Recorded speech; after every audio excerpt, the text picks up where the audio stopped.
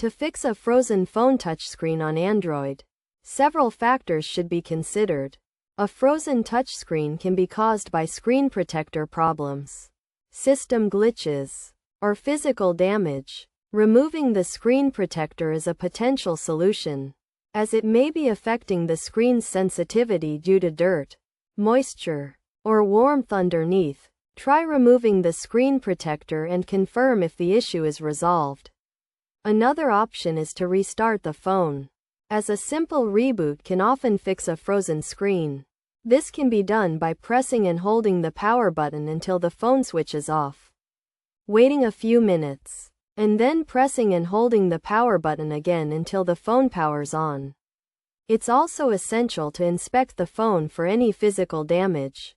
If the screen is broken, it should be replaced. Additionally, if there's dirt buildup on the screen, it can be gently wiped away with a microfiber cloth.